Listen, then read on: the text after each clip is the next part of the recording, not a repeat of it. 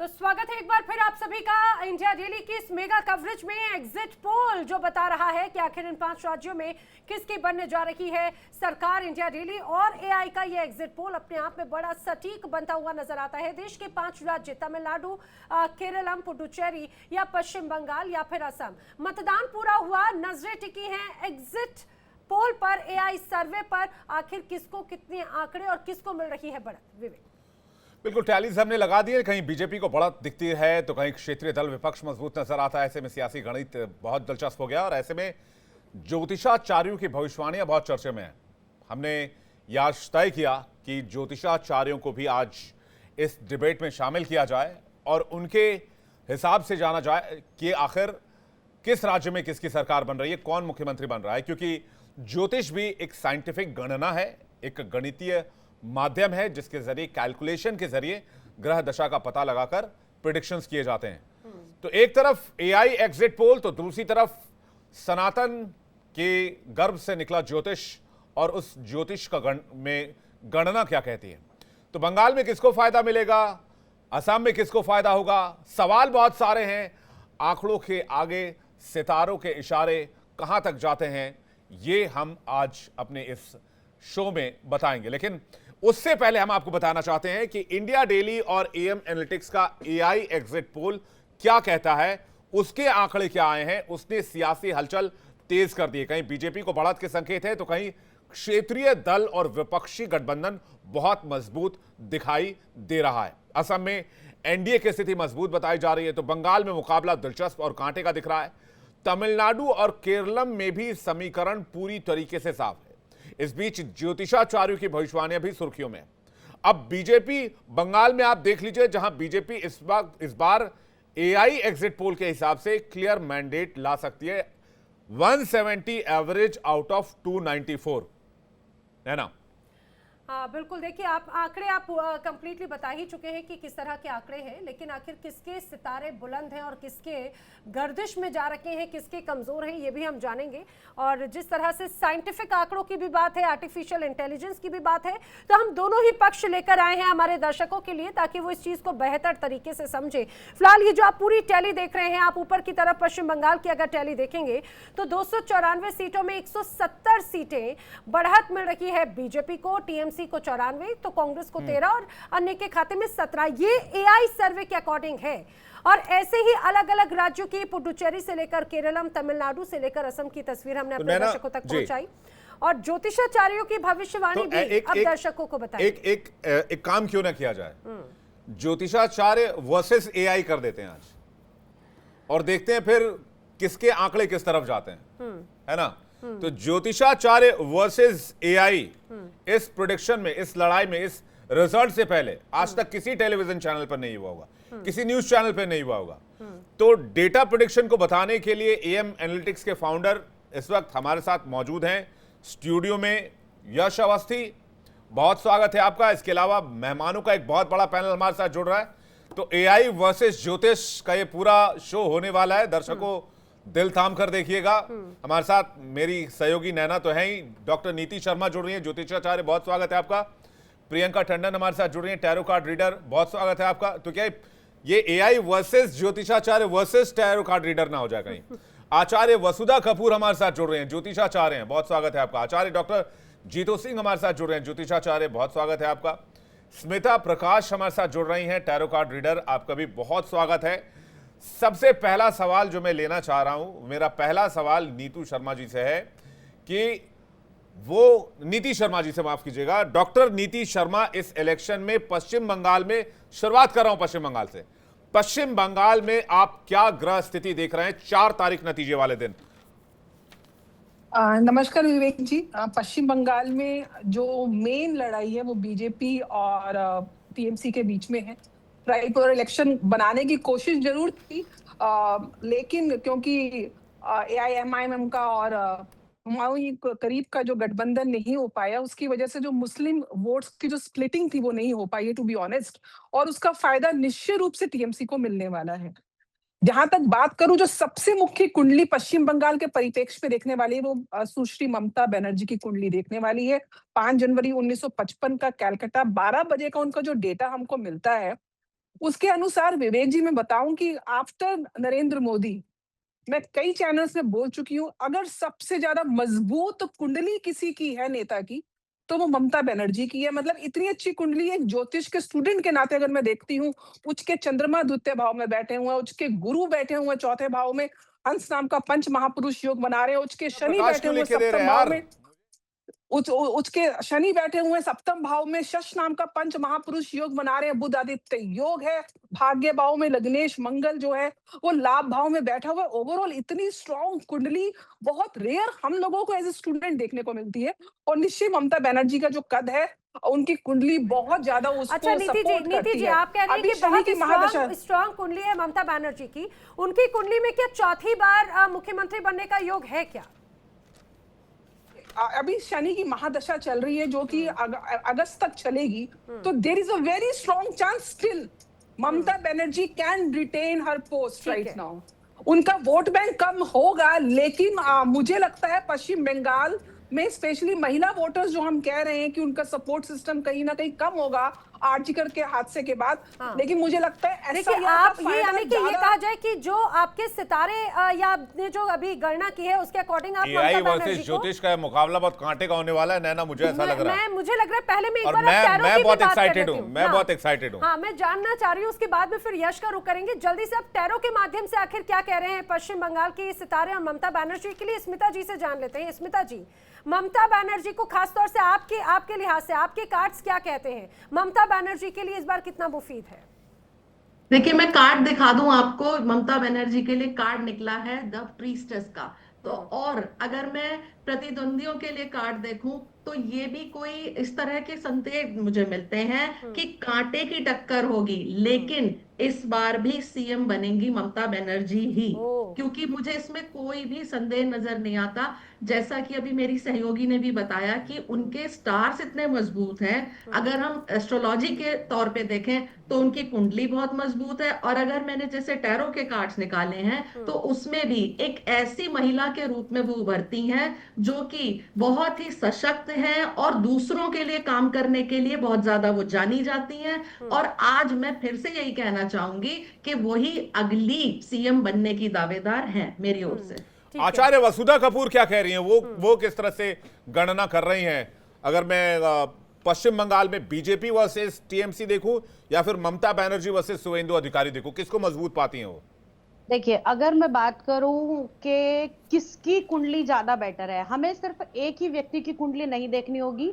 मानती हूं कि ममता बनर्जी की कुंडली में जो सारे योग अभी मेरी सहयोगी ने, मेरी फ्रेंड ने बताए कि हाँ इनकी कुंडली में बहुत सारे योग हैं, लेकिन उसके साथ साथ हमें बीजेपी की कुंडली और साथ ही साथ नरेंद्र मोदी जी की भी कुंडली देखनी होगी, जिनकी मंगल की महादशा चल रही है। अगर हम बात करें, हमने बहुत सारी चीजें तो देखी इनकी कुंडली के अंदर, लेकिन ममता बनर्जी की कुंडली में एक चीज जो रही वो ध्यान में देने की बात है कि अभी जो बुध है वो चल रहे हैं इनके 12वें भाव में, और अभी जो इनकी बुध की महादशा आनी है वो आने वाली है इसी 30 तारीख से। जो रिजल्ट होंगे वो 30 तारीख के बाद ही आएंगे, यानी कि 4 तारीख से आएंगे।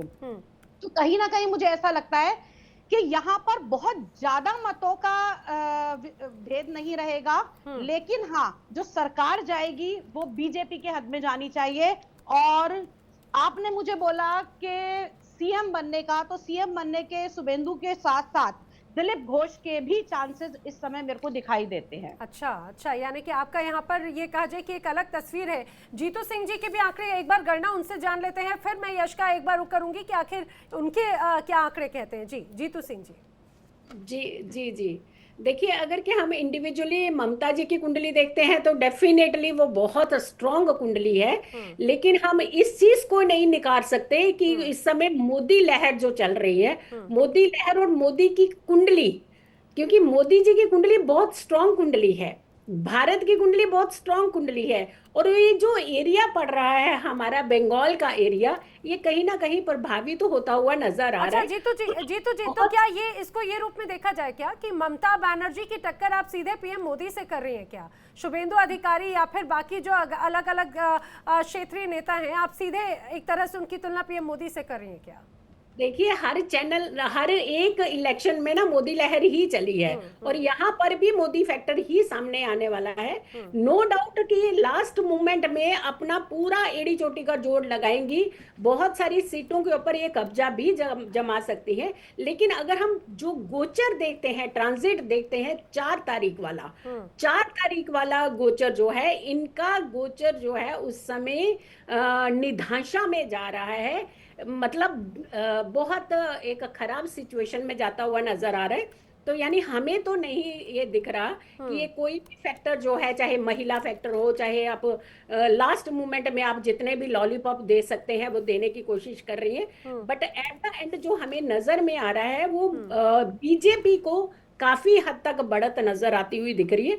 हाँ, लास्ट एज पॉइंट पे भी मे भी रहेंगे कुछ समय बीच में ऐसा, बट जहां तक अगर हम मोदी जी की और ममता जी की कुंडली के हिसाब से चलते हैं, और बहुत मतलब ये सोच लीजिए मार्जिन हो सकता कम हो, बट फायदा बीजेपी को ही नजर आता हुआ दिख रहा है। ठीक है, ठीक है। अब क्योंकि विवेक ये भी बड़ा दिलचस्प है, जब पिछली बार जब चुनाव हुए थे तो ममता बनर्जी नंदीग्राम से चुनाव हार गई थी, लेकिन उसके बाद में मुख्यमंत्री वही बनी थी, भवानीपुर से जीत गई थी, उसके बाद में। हाँ, लेकिन जो पहले वाला था वो चुनाव में उन्होंने जीता था। तो वो हो सकता है किसी ज्योतिषाचार्य ने कहा हो कि आप हारने वाले, तो उन्होंने 2 सीट पर कॉन्टेस्ट कर लिया, एक में हार गए, एक में जीत गए। हाँ, ये भी कई बार होता है ना, ज्योतिष आपको ज्योतिषाचार्य उपाय बता देते हैं। प्रियंका टंडन जी का मैं जल्दी से वो ले लूं रिएक्शन कि उन्होंने क्या कैलकुलेट किया इलेक्शंस को लेकर, बंगाल को लेकर। पहला सवाल है मैम आपसे, बंगाल को लेकर।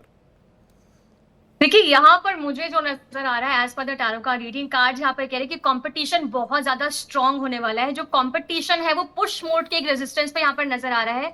कार्ड्स कह रहे हैं कि ग्राउंड रियलिटी और लॉयल्टी वोटर्स का यहाँ पे बहुत बड़ा रोल जो है प्ले होने वाला है। और साथ ही में कार्ड्स यहाँ पे कह रहे हैं कि चांसेस है कि ममता बनर्जी के हक में वोट आए, लेकिन यहाँ पे लास्ट मोमेंट पे बीजेपी स्विंग जीतती हुई मुझे नजर आ रही है। As per the tarot card reading मुझे लगता है कि बीजेपी के हाथ में ज्यादा वोट आएंगे और बीजेपी पार्टी काफी स्ट्रॉन्ग कैंडिडेट यहाँ पर खड़ी हुई नजर आ रही है। हो सकता है कि जैसा ममता बनर्जी ने सोचा हो वैसा इस बार उनको रिजल्ट ना मिले। हो सकता है उनके सितारे बहुत बुलंद है क्योंकि उनके लॉयल्टी वोटर्स बहुत ज्यादा है, लेकिन बीजेपी भी कहीं से कहीं तक दूर नहीं रहने वाली। तो as per the card reading BJP के चांसेस मुझे ज्यादा लगता है। अब देखिए विवेक, वोटर्स बहुत इंपॉर्टेंट टर्म आपने यूज किया है विवेक। इसको कुछ लोग अपीजमेंट पॉलिटिक्स कहते हैं, कुछ पोलराइजेशन कहते हैं, बहुत अच्छे वर्ड्स का इस्तेमाल होता है इसमें। विवेक, 5 में से 3 जो है ममता बनर्जी के फेवर में, या ये कहा जाए कि जो तो 50-50 था, 4 मान रहा हूं, 50-50 था, लेकिन जो तीसरा है वो भी दरअसल बड़ा कांटे की टक्कर के साथ में नजर आता है। अब आपका जो बड़ा क्यूरियोसिटी या एक्साइटमेंट था, मुझे लग रहा है कि वो वाला युद्ध एक बार करवा देते हैं, ज्योतिषाचार्य वर्सेस एआई। उसमें तो यश अवस्थी फंस गए भाई साहब, एआई आर्टिफिशियल उसमें घिरे हुए हैं। अपने डेटा को लेकर 170 तक बीजेपी को ले जा रहे हैं, लेकिन ज्यादातर ज्योतिषाचार्यों का मानना है कि ममता बनर्जी के अभी ग्रह और नक्षत्र अच्छे चल रहे हैं और वो दोबारा से CM as a CM repeat हो सकती हैं। ये बहुत बड़ा सेटबैक है अगर ये सच साबित होता है, अगर ये गणना सही साबित होती है। लेकिन यह यश आपके लिए तो उससे बड़ा सेटबैक है। मैं आपके लिए फिर क्या ही कहूं मैं। अब आपका क्या, आपकी क्या रिपोर्ट कहती है? आप अपनी रिपोर्ट बताइए बंगाल को लेकर। जी, सभी को नमस्कार, प्रणाम। जहां तक बंगाल को लेके है, हाँ, सबसे मुख्य मुद्दा जो हम लोगों ने क्वेश्चनएयर में भी दिखाया था वो एसआईआर है। क्योंकि हम लोग आंकड़ों के आधार पर बात करते हैं, तो आंकड़ों के आधार पर जब आप एसआईआर को देखते हैं तो एसआईआर 3 चरणों में वोटर्स कटे। प्रथम चरण में 58,20,899 वोटर्स कटे, जो वो थे जो मृत थे। दूसरी जो लिस्ट आई 28 फरवरी इसी वर्ष, वो 63,66,952 ले गई, यही आंकड़ा। और फाइनली जब एसआईआर का न्यायिक जांच प्रक्रिया जो चली उसमें 27,16,393 वोटर कटे, तो कुल मिला के 90,83,345 वोटर कटे हैं। 139 को अभी कोर्ट ने अनुमति दी थी। इन सबको घटाने के बाद जो आंकड़े बाहर आते हैं वो ये हैं कि मुर्शिदाबाद जो सबसे ज्यादा माइनॉरिटी बहुल्य इलाका है, उसमें सबसे ज्यादा 4,55,137 वोट कटे हैं। मालदा में 2.4 लाख वोट यानी 2,40,000 के आसपास कटे हैं। साउथ 24 परगना में 2,20,000, नादिया में लगभग 2 लाख, हावड़ा में 1.5 लाख के करीब 1,30,000 से ज्यादा, हुगली में 1,20,000। क्या है? लब्बो-लुबाब हुए वोट टीएमसी के कट गए। हाँ, लब्बो-लुबाब ये है कि जितने माइनॉरिटी वोटर्स थे जो मेनली हमारे एआई के अकॉर्डिंग टीएमसी के थे, वो पूरे जो हैं या तो कट गए हैं और या बट गए हैं। मैं आपको ये भी बताना चाहता हूं, जैसे कुछ सीट्स हैं जो उन सीट्स में टीएमसी कहां जीत रही है, जो उनकी पारंपरिक सीट थी, और जो कुछ सीटें जो उनको नहीं मिल रही थी वो मिल रही हैं। जैसे देगंग है, बरसात है, चौरांगी है, हाँ। रसबिहारी, बेहल वेस्ट, टॉलीगंज, एंटेली, बेलाघाट, कोलकाता पोर्ट, बैलीगंज, ये वो सीटें हैं जहां पर टीएमसी जीतेगी ही जीतेगी, क्योंकि 99.99% एक्यूरेसी आई है। लेकिन नोआपारा, चकदाहा, नारायणगढ़, खड़गपुर सदर, बिष्णुपुर, बंकुर, रायपुर, रानीबंद। अच्छा, अगर मुझे एक बात बताइए, क्योंकि दोनों ही जो फेसेस हुए उसमें बम्पर वोटिंग हुई, तो ये बम्पर वोटिंग आपके एआई सर्वे के अकॉर्डिंग क्या कहता है? ये एंटी इनकम्बेंसी दर्शाता है, प्रो इनकम्बेंसी दर्शाता है? जो लॉयल वोटर्स का जिक्र यहाँ पर अभी प्रियंका टंडन जी ने कहा कि क्या ये वो लॉयल वोटर्स हैं जो ममता बनर्जी के पक्ष में या टीएमसी के पक्ष में वोट करते हुए गए या उनके एंटी में? जी मैम, ये बहुत अच्छा सवाल है। इस बार प्रतिशत बढ़ा हुआ है। अगर हम पिछले आंकड़े देखें तो 3 वर्ष जैसे लेफ्ट, 3 बार के चुनाव में लेफ्ट रही, 3 बार के चुनाव में टीएमसी रही। इस बार वोट प्रतिशत इसीलिए बढ़ा है क्योंकि गणितीय आधार पे अगर बहुत सिंपल सी चीज है, डिनोमिनेटर से अगर आप 91 लाख का आंकड़ा लगभग निकाल देते हैं तो अपने आप वोट प्रतिशत बढ़ता है। लगभग 83 से 85% तक वोट पश्चिम बंगाल में पड़ते ही थे। इतना आंकड़ा सब्ट्रैक्ट होने के बाद वोट प्रतिशत अपने आप 93-94 हो गया। लेकिन ये वोट प्रतिशत वो वोट प्रतिशत है जो इस बार खुलकर वोट दे रहे हैं और एंटी इनकम्बेंसी में वोट दे रहे हैं। जो प्रो इनकम्बेंसी वाले थे वो वोटर्स जो हैं आपस में बट गए हैं या वोट नहीं दे पा रहे। ये देखिए, पहले ये भी बताते चले, हावड़ा ब्रिज और खासतौर से ये पश्चिम बंगाल की पहचान, वहां पर इस बार ऐसा लग रहा है कि जो नैया पार हो रही है वो बीजेपी की। ये जो हमारे एआई एग्जिट पोल है, 170 से 200 की संख्या में वोट्स यहाँ पर हमारे एआई साहब कह रहे हैं कि भाई बीजेपी की सरकार बन रही है, उनको मौका मिल रहा है। ज्योतिषाचार्यों का अनुमान है कि ममता बनर्जी भी आ सकती हैं, कांटे की टक्कर है। कुछ भी अभी कह पाना, बहुत जल्दबाजी ना हो जाए कहीं। तो दोनों तरफ में मुझे लग रहा मुकाबला अभी तक कांटे का चल रहा है। तो अभी तक लेकिन यश ने ये नहीं बताया कि यश पश्चिम बंगाल में बीजेपी को कितनी सीटें दे रहे हैं और कांग्रेस टीएमसी को कितनी सीटें दे रहे हैं आप पश्चिम बंगाल में। और ममता बनर्जी क्या अपनी सीट जीत रही हैं, शुभेंदु अधिकारी क्या अपनी सीट जीत रहे हैं, ये थोड़ा सा जल्दी से बताइए, फिर मैं अगले स्टेट का रुख करूं। बिल्कुल। तो पश्चिम बंगाल में बीजेपी को हमारे सॉफ्टवेयर के अकॉर्डिंग 170 से 200 प्लस सीट्स मिल रही हैं। टीएमसी प्लस को 94 से 124 सीट मिल रही हैं। यहाँ टीएमसी प्लस मतलब 3 सीटें बीजीपीएम जो भारतीय गोरख प्रजातांत्रिक मोर्चा है उसके लिए छोड़ी गई थी, तो ये पूरा कोलिशन है उनका। और अन्य को 0 से 17% वोट सीट्स मिल रही हैं। वोट प्रतिशत 9 से 15% अन्य पे जो है वो वोट प्रतिशत है जो ना बीजेपी को गया और जो बीजेपी का वोट परसेंट था इसीलिए वो अन्य में चला गया किसी कारणवश। यहां पर जनता इस बात पे कंफ्यूज जरूर होगी कि जब टीएमसी को आप 44 से 46% वोट दिखा रहे हैं, बीजेपी को 40 से 45, तो वोट शेयर तो ममता दीदी का ज्यादा आया ही है, टीएमसी का ज्यादा आया ही है। फिर सीटों में इतना अंतर क्यों? तो एआई के अकॉर्डिंग जो स्ट्रेटेजी हम लोगों ने एआई स्केच्ड स्ट्रक्चर से लिया वो ये है, जहां जहां टीएमसी मजबूत थी वहां बीजेपी लड़ी ही नहीं। तो वहां पे जो कैंडिडेट्स टीएमसी के जीतेंगे वो बड़े प्रगाढ़ और बड़े मार्जिन से जीतेंगे। इसीलिए कैंडिडेट तो जीत रहे हैं मार्जिन से, लेकिन सीट एक ही आ रही है। अच्छा, ममता बनर्जी की सीट का क्या हाल है आपकी एआई सर्वे के अकॉर्डिंग? जी, तो ममता बनर्जी जी की जो भवानीपुर है वो स्विंग सीट में आती है। अच्छा, 29 अप्रैल सुबह 10 बजे तक ममता बनर्जी जी की सीट ये निकल रही थी, लेकिन ये कोई श्योरिटी नहीं है कि ये सीट निकलेगी भवानीपुर की, क्योंकि शुभेंदु अधिकारी जी का जो हम लोग आंकड़ा देख रहे थे वो काफी ज्यादा आ रहा था। और नंदीग्राम में जो है इस बार शुभेंदु अधिकारी जी इस सीट को फिर से रिटेन करेंगे। ठीक है, हम अगली स्टेट की तरफ जाएं विवेक, लेकिन एक बड़ा दिलचस्प सी एक रिपोर्ट में पढ़ रही थी, मैं उसका जवाब नीतू सिंह जी से लेना चाह रही हूँ। नीतू जी, एक रिपोर्ट में पढ़ी थी, उसमें यह कहा गया कि अभी तक जब प्रधानमंत्री मोदी जब से सत्ता में आए हैं, उन्होंने कमान संभाली, 9 बार के चुनाव में जिस दिन मतदान हुआ वो 14 बार तीर्थ यात्रा पर थे। आज भी हमने देखा था वो काशी विश्वनाथ के मंदिर में दर्शन करने के लिए गए, और ये इत्तेफाक नहीं। और ये बड़ा दिलचस्प ये रहा कि 80% जब वो गए हैं तो जीत एक तरह से बीजेपी को मिली है, जिसमें 7 बार जीत, 14 बार गए 9 चुनाव में, 7 बार बीजेपी को बम्पर जीत मिली। ये क्या गणित और ये किस तरह की विशेष कृपा एक तरह से होती है ईश्वर की? देखिए, ईश्वर की कृपा तो हर समय रहती है, और मोदी जी खुद एक आध्यात्मिक व्यक्ति हैं, ईश्वर में बहुत श्रद्धा रखते हैं, और इसमें कोई डाउट नहीं है कि चाहे राम मंदिर हो, चाहे काशी कॉरिडोर हो, जितना भी हमारे रिलीजियस बिलीफ सिस्टम है उसको एक तो आगे बढ़ाया, लेकिन उसको कहीं ना कहीं देश की इकोनॉमी के साथ जोड़ा और देश की पहचान के साथ, विरासत भी और विकास का जो नारा लेके मोदी जी चलते हैं उसको कहीं ना कहीं वो जीते भी हैं, जीवांत में अपने जीवन में उसका कहीं ना कहीं उसका पूरा उनके ऑरा से, उनके काम से वो चीज रिफ्लेक्ट करती है। एक चीज छोटी सी मैं ऐड करना चाहूंगी, मुझे ऐसा लगता है एआई ने 170 का आंकड़ा दिया है बीजेपी को, मेरे को ऐसा अनुमान है कि 110 से 120 के बीच में बीजेपी का वोट शेयर जरूर बढ़ेगा पश्चिम बंगाल में। लेकिन अभी बिल्कुल वही कांटे की टक्कर जैसे मैं बता रही हूँ, there is a strong chance कि ममता बनर्जी लीड कर जाएंगी। और जहां तक ईश्वर की कृपा की बात आपने करी, ईश्वर की कृपा जरूर बनी रहती है। और खुद मोदी जी की कुंडली की अगर मैं विश्लेषण करूं तो मंगल की महादशा से वो गुजर रहे हैं, उनके लग्नेश की दशा है, मंगल रोचक नाम का पंच महापुरुष योग बना रहा है। तो और सबसे बड़ी बात है, भाग्येश और धर्म भाव के स्वामी चंद्रमा मंगल के साथ नीचभंग राजयोग बनाते हुए युति बना रहे हैं। चंद्र मंगल का नहीं तो ये क्या नीतू जी, क्या बंगाल को कनेक्ट कर रहे हैं पीएम मोदी? पीएम चूंकि ऑलरेडी एक पद पर हैं और देश को लीड कर रहे हैं वो। देखिए, पीएम मोदी अपने हर कार्य को ईश्वर से कनेक्ट कर रहे हैं, खाली नहीं बंगाल की वो बात नहीं, नहीं मेरी है। बात आप नहीं समझे। वो देश को लीड कर रहे हैं, ऑलरेडी पीएम पोस्ट पर हैं।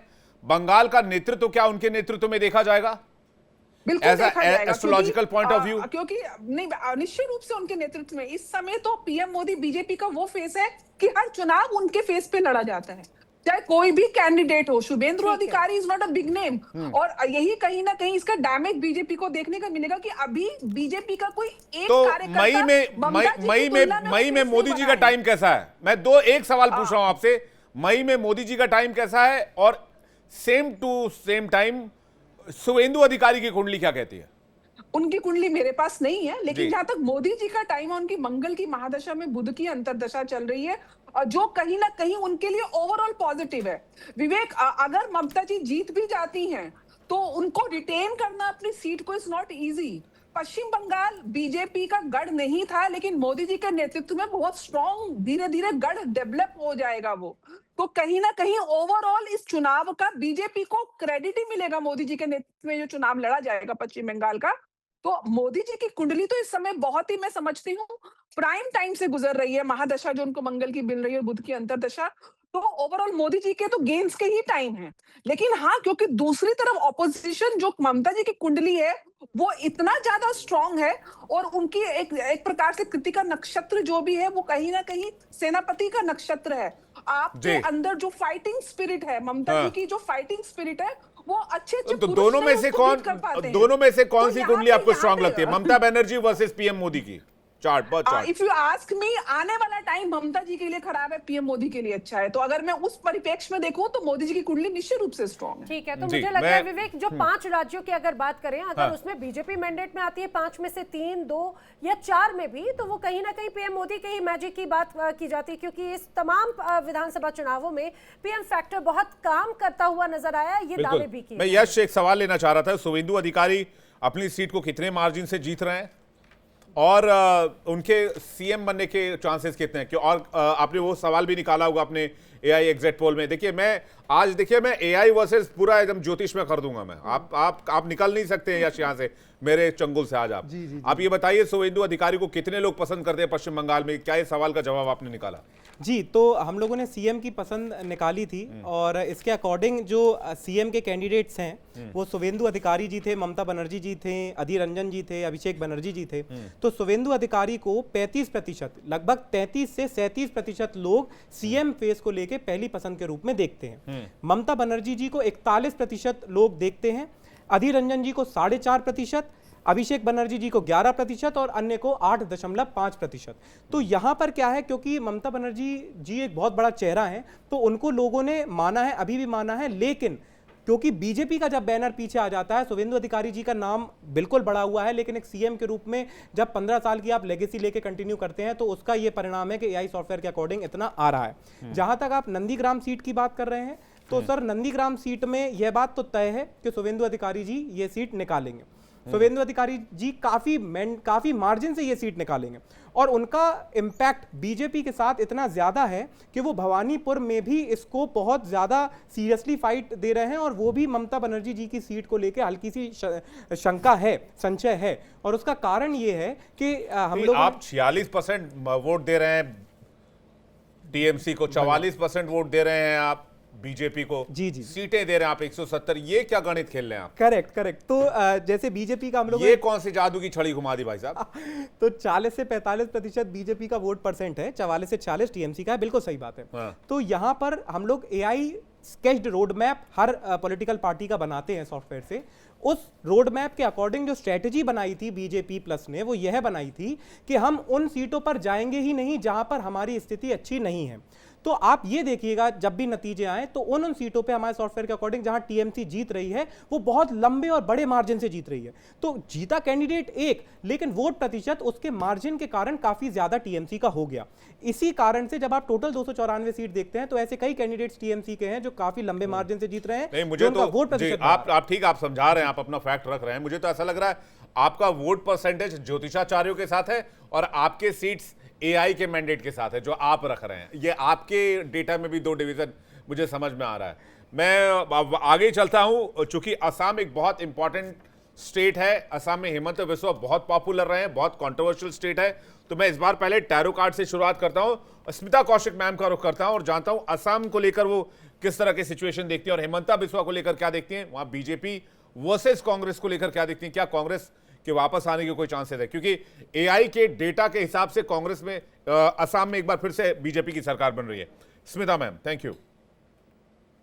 देखिए, एआई के हिसाब से अगर बीजेपी की सरकार बन रही है तो मेरे जो कार्ड्स कहते हैं वो भी एक तरफ से इंडिकेशन की तरह देते हैं कि सरकार शायद बीजेपी की ही बनेगी। अगर हम हेमंता बिस्वा के लिए अलग से कार्ड्स निकालते हैं तो वो उतने मुझे लाउड या उतने स्ट्रॉन्ग कार्ड नहीं नजर आते, लेकिन जब मैं बीजेपी के लिए कार्ड्स निकालती हूँ तो कार्ड्स मुझे अच्छे स्ट्रॉन्ग नजर आते हैं। तो मेरा मानना तो यही है कि फिर इस बार आसाम में बीजेपी की ही सरकार बननी चाहिए। सीएम जो है हेमंता बिस्वा को ही बनना चाहिए। हालांकि टक्कर जो है इतनी नहीं रहेगी जैसे कि हाल वेस्ट बंगाल का है, वैसा वहां नहीं है। मुझे क्लियर विक्ट्री नजर आती है बीजेपी की। ठीक है, तो यहाँ पर भी आप ये कह रही हैं कि असम में एक बार फिर से हेमंता बिस्वा शर्मा वाला जो फैक्टर है वो यहाँ पर काम करता हुआ नजर आ रहा है। टैरो की तो बात हो गई, आखिर अब ज्योतिषी गणना आखिर क्या कहती है ये जान लेते हैं। वसुधा कपूर जी, आखिर हेमंता बिस्वा शर्मा या फिर असम के लिए आखिर क्या कहती है आपकी गणना? किस तरह से, क्या इस बार भी वही मैजिक, वही तस्वीर नजर आ रही है? इसमें कोई दो राय की बात नहीं है कि इस बार फिर से बीजेपी का जादू चलेगा और यहाँ भी बीजेपी का भगवा ही लहराता हुआ दिखाई देगा। तो इसमें कोई दो राय नहीं है। और जिस तरीके से हमने सीएम की बात करी तो सीएम भी वही रहेंगे बीजेपी की तरफ से, मतलब हेमंता बिस्वा शर्मा। कांग्रेस के सितारे कौन से ऐसे गर्दिश में चल रहे हैं? देखिए, सबकी कुंडली होती है, सबका कर्म होता है, लेकिन इस समय पर अगर हमने, जैसे अभी हमारी सहयोगी ने भी बताया कि ममता जी की कुंडली बहुत अच्छी चल रही है, लेकिन कभी भी जब लड़ाई 2 गुटों के अंदर होती है, जब मतभेद 2 गुटों में होता है, विरोधाभास होता है, तो दोनों की ही पत्री भी देखनी होती है, दोनों की ही उस समय ग्रह दशा भी देखनी होती है। तो जो ज्यादा पावरफुल होगा ग्रहों के हिसाब से भी, गोचर के हिसाब से भी, सिक्का उसी का चलेगा। ठीक है, लेकिन एक और बड़ी दिलचस्प सी बात हमने अभी इस रूप में यहाँ पर देखी थी कि जिस तरह से पहले पीएम मोदी के साथ में तुलना की गई थी या एक तरह से करेक्ट किया गया था ममता बनर्जी की इस पूरी कुंडली को लेकर। लेकिन जीतू सिंह जी, तो क्या हेमंता बिस्वा शर्मा के साथ में राहुल गांधी की भी कुंडली मैच कर ली जाए क्या? कि राहुल गांधी या कांग्रेस को रिप्रेजेंट करते हुए वो कनेक्ट कैसे कर रहे हैं कांग्रेस की? क्योंकि विवेक ने कहा ना कि कांग्रेस के सितारे क्या कहते हैं, तो राहुल गांधी की बात कर ली जाए फिर तो। जी की अगर कुंडली की बात करते हैं तो वो गर्दिश में ही है सितारे, अभी कहीं भी वो विजिबल होने वाले नहीं है। इनफैक्ट इनका डाउनफॉल ही हमें दिखता हुआ नजर आ रहा है। कुछ मार्जिन से सीटें निकालना और एक सत्ता में आना, दोनों चीजें बहुत अलग हो जाती हैं। अगर हम उस दिन की गोचर की, ट्रांजिट की बात करते हैं, हेमंता जी की बात करते हैं, तो ओवरऑल देखते हैं तो बीजेपी के पलड़े में ही सारी सीटें जाती हुई ऑलमोस्ट ऑल नजर आ रही है। बहुत कम सीटें इनके हाथ में आएंगी और इनका मेल तो आपस में हो ही नहीं सकता ना, तालमेल तो है ही नहीं है। एक अर्श एक फर्श है, तो दोनों का मिलन कभी हो ही नहीं सकता। और इनकी कुंडली में कोई ऐसा योग नहीं है जो इतनी सॉलिड पोजीशन जो है ये हासिल कर पाए। तो जैसे हमने ममता जी का कहा ना कि ममता जी तो नहीं दिख रही है इस बार बनती हुई सीएम, कुछ भी है वहां सत्ता पलट का पूरा योग बना हुआ है अगर ये कुंडली नेट की सही है, क्योंकि मंगल 23 डिग्री का, शनि 15 डिग्री का, और मंगल कुंभ नवाशा में चल रहा है, शनि वृश्चिक नवाश में है, और निधांशा में मंगल जब होता है तो वहां जीत के चांसेस देता ही नहीं है अगर हम ममता जी की बात करते हैं। और वहीं यहाँ बात करते हैं अगर हेमंता जी की, तो हेमंता जी की कुंडली बहुत स्ट्रांग है और ये पूरी तरह से हमें लगता है कि विक्ट्री जो है इनके हाथ में ही आती हुई नजर आ रही है, बीजेपी के हाथ में। ठीक है, यानी कि असम के भी सितारे विवेक, एक तरह से अगर बात की जाए तो जीतू जी ने तो कहा है कि भाई यहाँ पर भी बीजेपी या फिर हेमंता बिस्व शर्मा के सितारे थोड़े मजबूत होते हुए नजर आते हैं और एक बार फिर से यहाँ पर यही तस्वीर भी नजर आएगी। लेकिन टैरो के लिहाज से कई बातें अलग अलग रूप में कही मैं इसमें मैं जीतू जी टैरो के हिसाब से बता देंगे और वंदना जी भी बताती है। मैं इसमें एक चीज ये जानना चाह रहा हूँ कि कांग्रेस के लिए ऐसे कौन सी विपरीत ज्योतिषीय हवा चल रही है कि एक भी काम नहीं बन पा रहा है या एक भी काम बन के नहीं दे रहा है। ये बहुत इंपॉर्टेंट हो जाता है क्योंकि जिस तरह से हम स्टेट बाय स्टेट बार बार इस तरह की स्थिति देख रहे हैं। तो राहुल गांधी को लेकर और कांग्रेस को लेकर भी सवाल पूछे, लेकिन प्रियंका टंडन जी से एक बार जान लेते हैं कि वो असम को लेकर और हेमंता बिस्वा को लेकर क्या कार्ड्स निकाल रही हैं। देखिए, मुझे ऐसा लगता है कि ये जो ओवरऑल यहाँ पे नैरेटिव जो सेट हो रहा है ना, ये एक कंट्रोल प्लस अटैक का नैरेटिव मुझे एज पर द कार्ड, क्योंकि देखिए कार्ड बताते हैं एनर्जी के बारे में, चैलेंजेस हैं बहुत सारे, एक डिफेंडिंग एनर्जी सामने से आ रही है, लेकिन कहते हैं कि साइलेंट जो किंग मेकर है वो साइलेंट वोटर ही डिसाइड करने वाले हैं। यहाँ पर टैरो के हिसाब से बीजेपी गेम स्ट्रॉन्ग होल्ड कर रही है, लेकिन इमोशनल कंट्रोल जो है, अब टीएमसी कह लीजिए, अदर पार्टीज के पास कह लीजिए, उनके पास यहाँ पे नजर आ रहा है। लेकिन कहते हैं कि एट द एंड जो है किंग मेकर एक ही बंदा बनेगा, वो है साइलेंट वोटर्स जो निकल कर आएंगे, वो ही किसी एक व्यक्ति को किंग बनाएंगे। जहां तक रही राहुल गांधी जी की बात, तो कार्ड यहाँ पर कहते हैं कि पिछली जो इतने सालों से वो गलतियां करते हुए आए हैं उसकी वजह से पछतावा आज भी उनको है और आगे भी रहेगा। तो कहीं ना कहीं जनता कम उन पे विश्वास तभी तो करती है, सुधार की उनका गुंजाइश होल्ड होती होगी जो है, प्रियंका जी। मुझे यहाँ पर क्या कम नजर ये अच्छा, मुझे बताइए जो पांचों इलेक्शंस हैं, पांचों राज्यों के इलेक्शंस, उसमें कांग्रेस की स्थिति आपको क्या नजर आ रही है आपके कार्ड्स के लिहाज से? कांग्रेस के लिए क्या थोड़े पॉजिटिव संकेत हैं क्या? देखिए, कांग्रेस अपने पुराने नैरेटिव्स को यहाँ पर लेके चल रही है कि उनको लगता है जो सीखा है उन्होंने वो कहीं ना कहीं वो एप्लीकेबल यहाँ पर कर सकते हैं, क्योंकि क्वीन ऑफ कप्स का कार्ड यहाँ पर दिखा रहा है कि पुरानी योजनाओं को फिर से अप्लाई कर सकते हैं। लेकिन कार्ड कहते हैं कि आर्थिक स्थिति और उनकी स्टेबिलिटी यहाँ पर कहीं पे भी नजर नहीं आ रही है और कहीं ना कहीं मूव आउट करने के लिए उनको, अब देखिए कार्ड कह रहा है कि सैडली उनको बाहर आना पड़ेगा, यानी कि उनके फेवर में चीजें एज पर द कार्ड मुझे नहीं नजर आ रही। और टैरो कार्ड एनर्जी बेस्ड होते हैं और इसकी एनर्जी शिफ्ट होती है, लेकिन अगर प्रेजेंट सिनेरियो में हम बात करें तो उनके फेवर में चीजें स्टेबलाइज नहीं है। मतलब अच्छी रिपोर्ट नहीं आ सकती है अगर इन 5 राज्यों के लिहाज से, रिजल्ट के लिहाज से देखें तो 4 तारीख को कुछ अच्छी खबर नहीं आ सकती है कांग्रेस पार्टी के लिए। हालांकि हम उम्मीद करेंगे हर पार्टी के हिसाब से कि वो अपने अपने क्षेत्र में अच्छा काम बात करें। हो गई। यश ने कितने मार्क्स दिए हैं खासतौर से कांग्रेस को? यश, आपकी एआई सर्वे क्या कहता है इस बार भी? असम को लेकर। हाँ, असम को लेकर जी, तो असम में जो 126 विधानसभा सीट हैं उसमें बीजेपी प्लस एनडीए को 90 से 114 सीट्स हमारा सॉफ्टवेयर दे रहे हैं और कांग्रेस प्लस को 8 से 32 और अन्य को 4 से 10 सीटें। यहां पर अगर आप वोट प्रतिशत पे अंतर नजर डालेंगे तो एनडीए को 44 से 50% वोट्स मिल रहे हैं, कांग्रेस प्लस को 30 से 36% और अदर्स को 14 से 20%। तो यह बात यह सिद्ध कर रहा है कि अन्य को 14 से 20% तक का वोट परसेंट ये सिद्ध कर रहा है कि जो भी सत्ता से विरोधी लहर थी वो अन्य में चली गई, कांग्रेस में नहीं गई। तीसरी बार अगर ये यहाँ पर इतने ही मैंडेट से हमारे सॉफ्टवेयर के अकॉर्डिंग आ रहे हैं तो इसका मतलब ये था, हम लोगों ने 4 साल पूर्व भी देखा था, मतलब जब इनके 4 साल हो गए थे 1 वर्ष पूर्व, यहाँ पर एंटी इनकम्बेंसी थी, वो विचार लोगों के मन में था कि सरकार ये कर रही है, ये नहीं कर रही है, ये हम कर सकते हैं। लेकिन जैसे जैसे समय बीता, जब चुनाव नजदीक आया तो लोगों के मन में वो एंटी इनकम्बेंसी के फैक्टर चले नहीं और जो लोग फिर भी थोड़े बहुत विरोध कर रहे थे सत्ता का, वो कांग्रेस में ना जाके अन्य में चले गए, जिससे कि ये असर और हश्र देखने को नजर आ रहा है।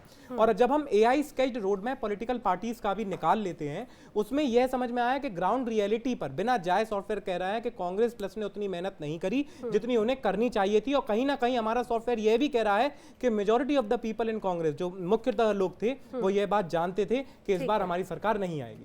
तो इस बार आपने मुझे किसकी सरकार आ रही है? इस बार बीजेपी की सरकार आ रही है, बीजेपी प्लस की सरकार आ रही है। और कांग्रेस का क्या हाल है?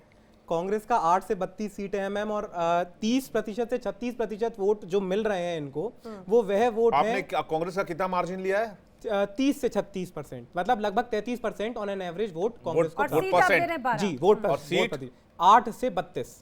ये कुछ बड़ा मार्जिन। शोएब अख्तर का रनअप इससे छोटा होता है। नहीं नहीं विवेक सर, ऐसा है। शोएब अख्तर के रनअप को देखा आपने? नहीं नहीं, बिल्कुल बिल्कुल वो भी कम पड़ जाए इस मार्जिन के आगे। आपने इतना लंबा मार्जिन ले लिया। Right right. तो जैसे उसमें कुछ सीट्स थी विवेक सर जो आपको 800 700 के मार्जिन से थी, तो उन सीटों को हमने इस रेंज में रखा हुआ है इस बार पूरा। मतलब पिछली बार की तरह इस बार यह भी ध्यान रखा हुआ है, जैसा पिछली बार रखा था कि जो 700-800 की सीटें हैं उन्हें हम स्विंग सीट्स माने, क्योंकि जब 5-6 बजे तक वोट प्रतिशत डलता है तो आप पूरे वोट परसेंट को ग्रैस्प नहीं कर सकते, सिर्फ एक ऑटोमेशन के माध्यम से आंकड़ा ले सकते हैं कितना होगा। तो हिमंता बिस्वा शर्मा सीएम बन रहे हैं जी, आपके हिसाब से? 47% लोग कह रहे हैं बनेंगे। गौरव गोगोई जी के लिए 34%, हाँ। अखिल गोगोई जी के लिए 2.4% जो रायगढ़ दल के हैं, बदरुद्दीन अजमल जी जो 2.5 दशक से सांसद हैं उनके लिए 1.6% और अन्य के लिए 15% हमारे सॉफ्टवेयर के। दक्षिण में बीजेपी का परफॉर्मेंस बहुत ज्यादा अच्छा क्यों नहीं हो पाता, इस पर मैं बातचीत करूंगा, लेकिन नीतीश शर्मा जी से मैं ये पूछ लूं कि कांग्रेस और राहुल गांधी के लिए अच्छा समय कब से शुरू होगा? एक तो विवेक जी, मैंने असम के लिए नहीं बोला। हाँ, असम का भी बता बनेंगे। दीजिएगा। हाँ, क्योंकि हेमंत जी की कुंडली मेरे पास है, जी। 1 फरवरी 1969 की मिथुन लगन की कुंडली है। तो सबसे बड़ी बात है, शुक्र की महादशा चल रही है। शुक्र दशम भाव और जो सत्ता का भाव है वो उच्च के बैठे हैं अपने परम मित्र शनि के।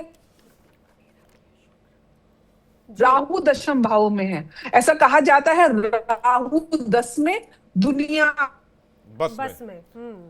हाँ, मुझे लग रहा है नेटवर्क का थोड़ा सा इशू हो रहा है। नीति जी का नेटवर्क का है इशू। नीति जी आपकी आवाज थोड़ी रुक रुक कर आ रही है आपके। तुमने जी। सवाल ही कांग्रेस राहुल गांधी अभी आ और रही। असम को लेकर बात कर ली। तो इसका मतलब क्या है? आप सटायर मारना चाह रहे हैं?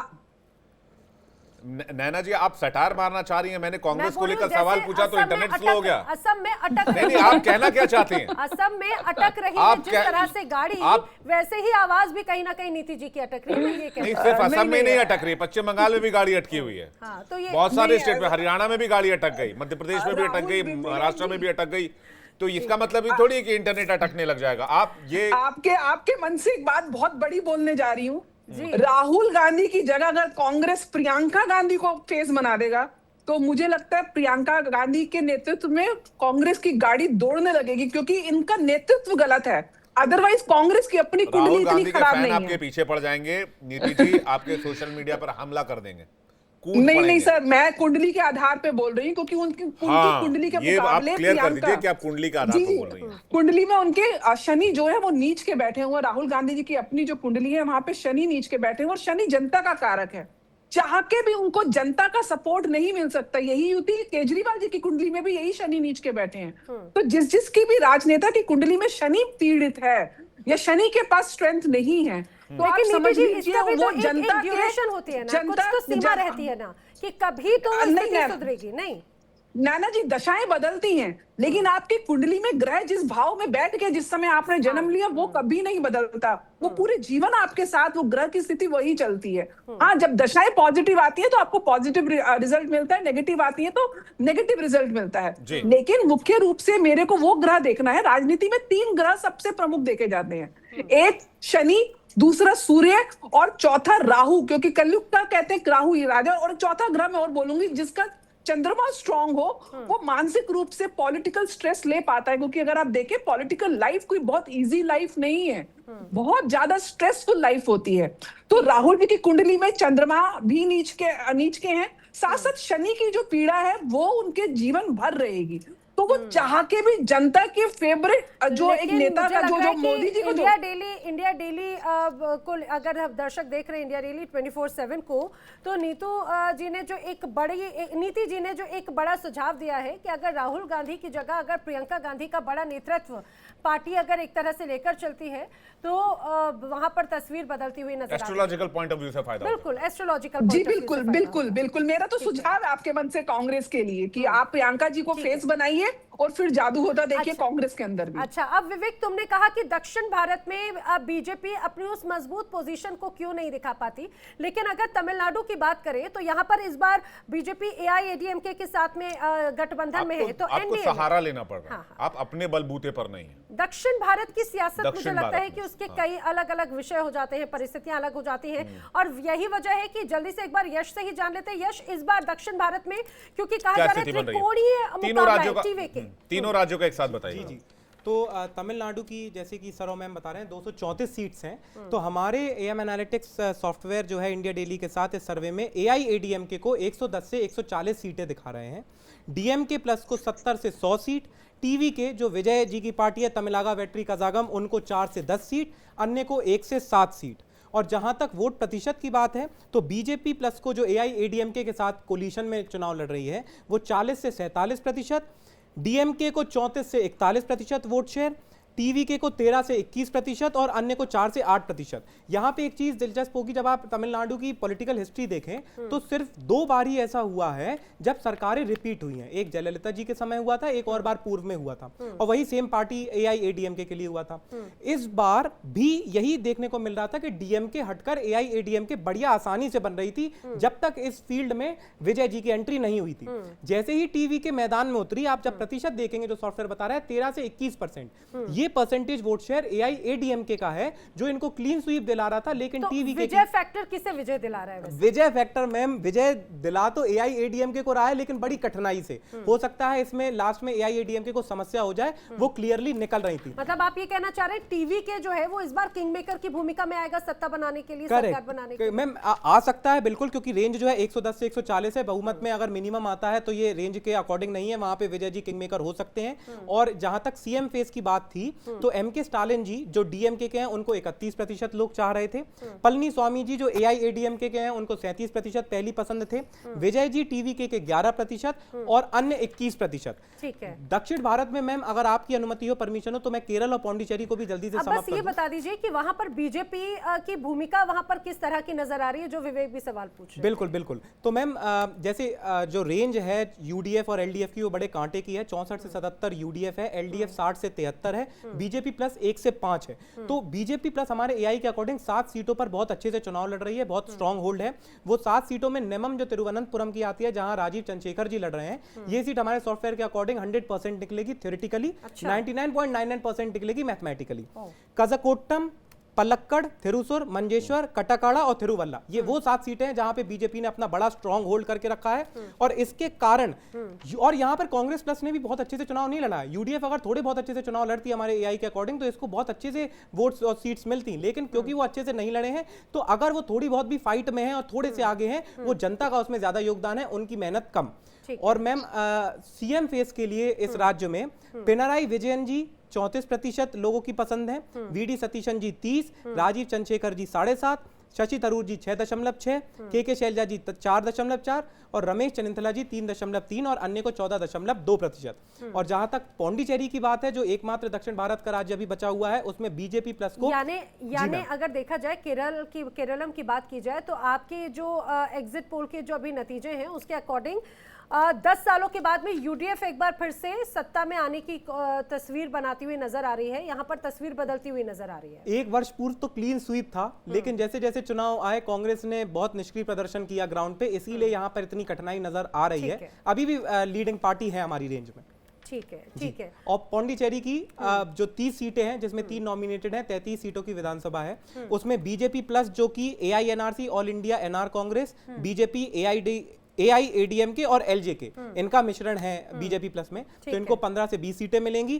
कांग्रेस प्लस डीएमके अलायंस और 2 पार्टियां अन्य जो 4 पार्टियां मिलकर चुनाव लड़ रही हैं उनको 7 से 15 और अन्य को 0 से 3 सीटें मिलने का अनुमान। ठीक है। अब विवेक, सबसे इंपॉर्टेंट बात ये कि इसके पहले जब इलेक्शंस के रिजल्ट आए तो कई राज्यों में या भारत के नक्शे में भगवा भगवा टाइप की वो तस्वीर नजर आ रही थी, यानी कि बीजेपी की एक बड़ी तस्वीर।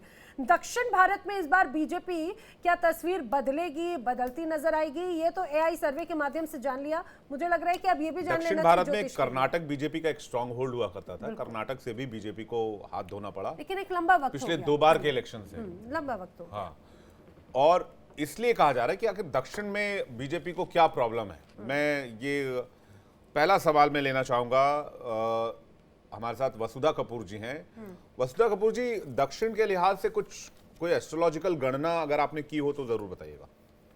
देखिए, दक्षिण में अगर हम देखें तो हम भारत की कुंडली से भी देखते हैं तो दक्षिण में अभी इस समय जो जुड़ाव आ रहा है बीजेपी का, वो एक कम्युनिकेशन, वो एक सिंक्रोनाइजेशन नहीं बन पा रहा है। उसमें यहाँ पर लोगों को जो है धार्मिक स्तर पर जाकर भी लोगों को दोबारा से जागृत करना होगा, क्योंकि अभी जो हम ग्रहों की चाल देखें भारत के हिसाब से भी या वैसे भी देखें तो गुरु जो है वो अतिचारी चल रहा है। यहाँ पर अगर हम धर्म को लेकर भी और साथ ही साथ जो बीजेपी के कुछ एजेंडे हैं जो उन्होंने अभी छोड़े हुए हैं दक्षिण भारत को लेकर, तो उनकी तरफ से अगर आप दोबारा शुरुआत करेंगे तो ज्यादा बीजेपी बेटर कर सकती है। कुछ अभी कम्युनिकेशन गैप रह रहा है, और खास तौर से वो वोटर बैंक जो अभी साइलेंट फेस में है, या तो उनको डायरेक्टली पता ही नहीं है या फिर वो कहीं ना कहीं मति भ्रम के अंदर हैं, जिसके कारण वो वोट बैंक जो है वो कट रहा है अभी।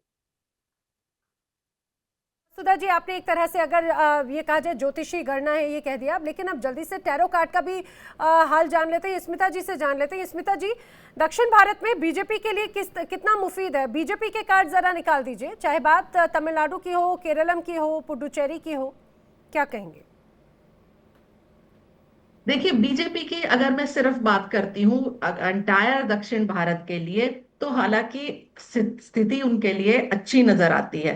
फिर भी अगर हम सिर्फ तमिलनाडु की बात करते हैं तो तमिलनाडु में मुझे उनकी स्थिति उतनी स्ट्रांग नजर नहीं आती है। अगर हम एंटायर साउथ इंडिया की बात कर रहे हैं तो स्थिति अलग है, लेकिन अगर हम सिर्फ तमिलनाडु की बात करते हैं तो बीजेपी की स्थिति मुझे उतनी स्ट्रांग नजर नहीं आ रही है। ठीक है, लेकिन यानी कि ये कहा जाए कि दक्षिण भारत के लिए यहाँ पे तस्वीर बदल रही है। अब एक बार जल्दी से देखिए, ये इंडिया डेली 24/7 और एआई एग्जिट पोल का नतीजा, एआईएडीएमके प्लस बीजेपी का जो गठबंधन है उसके अनुसार तमिलनाडु में 110 से 140 सीटें मिलती नजर आती हैं, तो डीएमके और कांग्रेस के गठबंधन को 70 से लगभग 100 सीटों पर संतुष्ट होना पड़ेगा। और टीवी के यहाँ पर बड़ी भूमिका निभा सकता है, किंग मेकर की भूमिका। 70 से 100 सीटें इसमें एक तरह से मिलती नजर आ रही है और अन्य के खाते में 1 से 7 सीटें जाती हुई देखी जा सकती हैं। हालांकि ये अभी एग्जिट पोल है, लेकिन संभवतः ये जो तमाम तस्वीरें हैं वो इसी रूप में जाती हुई जा रही है। जीतू सिंह जी, आपने पीएम मोदी की कुंडली का जिक्र किया था कुछ देर पहले, तो क्या ये वाला जो मोदी फैक्टर है वो दक्षिण भारत में वो काम नहीं कर पाता है क्या अक्सर? हालांकि इस बार तो क्योंकि गठबंधन के साथ में यहाँ पर नजर आ रहे हैं ना, फुल फ्लैश मेजोरिटी की अगर बात की जाए तो। जी जी, देखिए ऐसा है, एरिया वाइज कहते हैं ना, देश काल पात्र है, यहाँ पे बहुत महत्व रखता है उस मामले में भी हमें देखने के लिए। लेकिन हाँ, इस एरिया में बीजेपी की कुंडली इतनी स्ट्रांग होती हुई नजर नहीं आ रही है, क्योंकि हर जगह हर फैक्टर नहीं चल सकता। जहां जहां पर बीजेपी का होल्ड है, चाहे मैं कह रही हूँ मार्जिन सीटों पर ही है, वहां तो बीजेपी इस समय स्वीप कराएगी, सब बाकी लोगों को छोड़ेगी। लेकिन इस एरिया को अगर हम पर्टिकुलर पकड़ते हैं तो यहाँ पर डायरेक्ट पूरी क्लीन चिट होते हुए बीजेपी को नहीं मिल रही है। तो अगर होगा भी तो हो सकता है मे बी इसका किसी के कोलैब के साथ में कुछ हो सकता है, बट हमें वहाँ पे पूरी मोदी जी के चाहे चेहरा हो चाहे कोई भी हो, बट यहाँ पे स्ट्रांगनेस नहीं दिख रही है इस एरिया में। ठीक है, देखिए यही तो एक बात है, यही तो सितारों का खेल कहा जाता है कि वो सितारों का खेल आखिर किस रूप में क्या कर जाए कहा नहीं जा सकता। नीतू सिंह जी बात बोलिएगा पूरी। को देखना बहुत जरूरी होता है।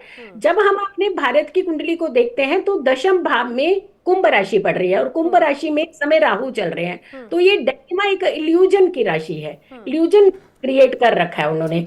तो ऐसी सिचुएशन में जब इल्यूजन होता है तो पूरा क्लियरिटी नहीं होती है।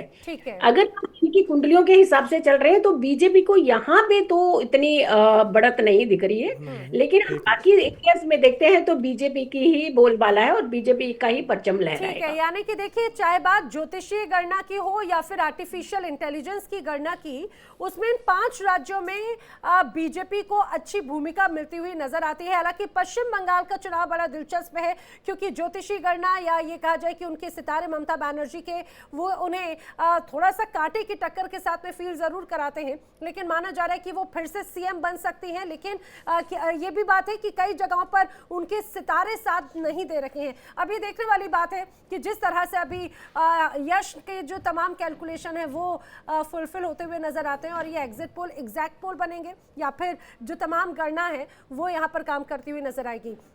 तो इस मेगा कवरेज में फिलहाल इतना ही। आप सभी खास मेहमान मेरे साथ इस चर्चा में शामिल हुए, आप सभी का बहुत बहुत शुक्रिया। तो आखिर कौन बनेगा मुख्यमंत्री ये 4 तारीख को स्पष्ट हो जाएगा, लेकिन जनता के मन में क्या था, उन्होंने वोट के माध्यम से ईवीएम में तमाम प्रत्याशियों की किस्मत कैद कर दी है।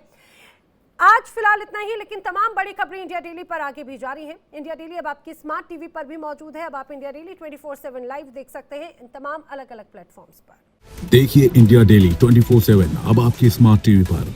इंडिया डेली मौजूद है सभी डिजिटल प्लेटफॉर्म पर लाइव और लगातार। इंडिया डेली 24/7 हर दिन राष्ट्र को समर्पित।